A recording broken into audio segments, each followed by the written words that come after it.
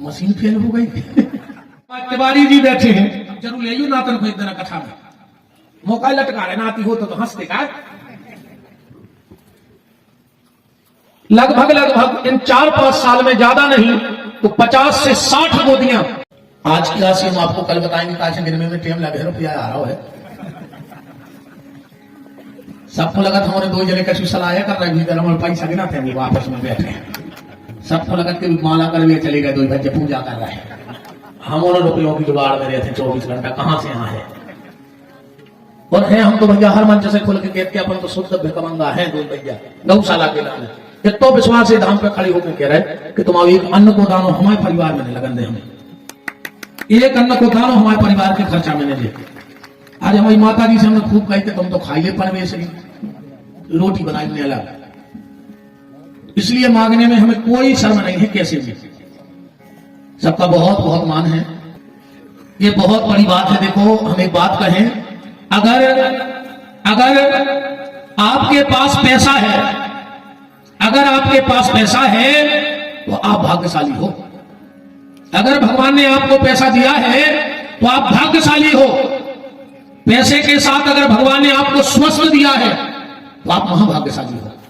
कई बार व्यक्ति के पास पैसा तो होता है पर स्वस्थ नहीं होता। कई लोग दुनिया में ऐसे हैं, करोड़ों की जायदाद धरे हैं और मूंग की दाल को पानी पी रहे छान के। कई आदमी मूंग की दाल में चल रहे, डॉक्टर ने कहा मर गए को तेल को पूरा शराब का गरी के भीतर था। अब तो हम कछु ऐसा तीखो नहीं बोल रहे, हमें तो तुम्हारा सब जाना कि हम कैसे बोला था। अरे ते अब ज्यादा तीखो बोलने में नहीं, हमारी ने मारी देगा उछाला के। अगर आपके पास पैसा है तो आप भाग्यशाली हो। आपके पास अगर स्वस्थ है तो आप महाभाग्यशाली हो। और धन और शरीर स्वस्थ के साथ अगर आपके घर में धर्म है तो आप परम भाग्यशाली हो। फिर आपसे भाग्यशाली दुनिया में कोई नहीं है। और अभी नवीन बिहारी जी ने एक बात कही थी, मुझे बहुत अच्छी लगी, भाग्यशाली और अति भाग्यशाली। हम कई बार ये कथाओं में भी कहते हैं, मान के चलो आप हमारी कथा कराते या नवीन बिहारी की कथा कराते तो कुछ ना कुछ दक्षिणा तो देते। अब वो दक्षिणा हम लोग कहां लगाते वो हम लोगों की इच्छा है। आप हमें कोई यजमान बात नहीं कर सकता कि गुरुजी हमने 5000 दाए हैं तो तुम ये दाव नहीं लगाइयो। भाई हमारे नहीं खाए, मोड़ी मोड़ा तो खाते हमारे होटल में। अब सबरे बाबा तो होने क्या मोड़ी मोड़ों से भी कह रहे क्या तुम होटल ले जाओ, पढ़ाई नहीं करो, बाहर रह रहे हॉस्टलों में, तुम्हें तो खे हैं तो उतने चली जाए। सीधी बात यहां से समझ लो, मुंह के द्वारा जो धन शरीर में जाएगा अन्न बन के, उसकी गति क्या होगी? गंदगी बनेगा कि नहीं बनेगा? आप महंगे से महंगा खाना खा लो पर बननी तो आखिरी में उसकी गंदगी है कि नहीं बननी है? हाथ अगर मुंह की तरफ चला गया तो गंदगी बना देगा, और अगर हाथ दान की तरफ चला गया तो जिंदगी बना देगा। ये गारंटी की बात है।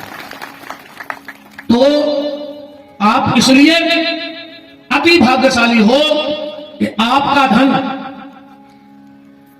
इन निराश्रित गौ माता, आप शायद भीतर गए होंगे, जितने भगत 4 गैया अंधी बनी है, अगर तुम उन्होंने देखी हो तो 4 गौ माता अंधी हैं। दूध का कोई व्यवसाय है नहीं। हमारे सब यजमान जानत के अगर जब भी हमको के संगे आप तो सागर से दूध लेके आओ, जब तो है ही नहीं। तो इसलिए आप लोग अति भाग्यशाली हो।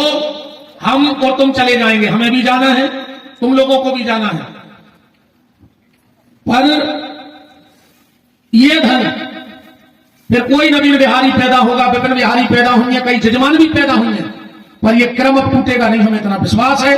और ये पीठ अब आगे बढ़नी है, कभी हम लोग पलट के पीछे नहीं देखेंगे, क्योंकि ना आप किसी का स्वार्थ है, किसी यजमान, क्यों वकील साहब, किसी यजमान का स्वार्थ नहीं है, हम लोगों का स्वार्थ नहीं है।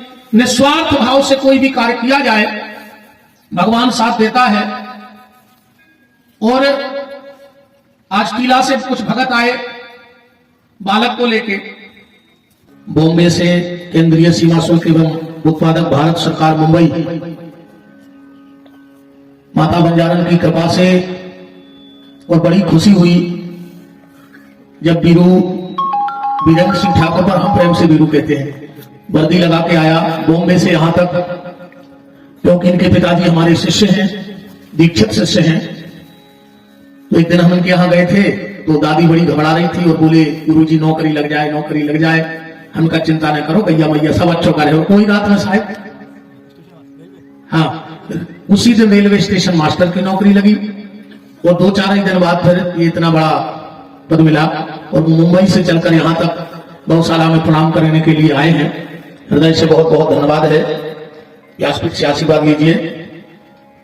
और इंदौर से जी साहब NS राजपूत जी वो भी पधारे हैं। बहुत दूर दराज के यजमान बैठे हैं। ये अपने लिए महाराष्ट्र पूना से भी यजमान बन के बैठे हैं लोग। दिल्ली के यजमान हैं, इंदौर के यजमान हैं। और आप सबका अगर आशीर्वाद हम दोनों भाइयों पे रहा तो हम आपसे वादा करते हैं एक दिन पूरे भारत के यजमान गौशाला पीठ में बैठेंगे। अगर आप सबका आशीर्वाद रहा तो पूरे भारत से यजमान बुलाए जाएंगे यहां, क्योंकि अब ये कार्य बंद होना नहीं है और अब ये निरंतर ऐसे ही चलता रहेगा। आपको बस हम इतनी जानकारी देने आए हैं। हमने आपसे कहा था कि यहां जो भी पैसा सुबह यजमान पूजा में चढ़ाते हैं या जो भी आरती फिर के आती है या जो व्यासपीठ पे चढ़ाया जाता है वो पूरा यही हम दोनों की तो छोड़ी दो, खत्म ही है बात। इन आचार्यों और संगीत वालों को भी चुननी नहीं दी जाती इस कार्यक्रम की। आज की जो कल की कल की जो यजमानों की राशि थी वो 3315 और व्यासपीठ पे 5800 रुपये आया था। वो रसीद कार्यालय में कट चुकी है। आज की सुबह की जो राशि है वो 4400 रुपया यजमानों के द्वारा पूजन में चढ़ाया गया था, वो भी रसीद कट गई है। और अभी जो आरती आप लोग दे रहे इसकी सूचना हम कल देंगे। कार्यालय से कोई भी राशि ले जाए, यादव जी या सचिव भाई साहब किसी को भेज दो और ये राशि मंगवा लो।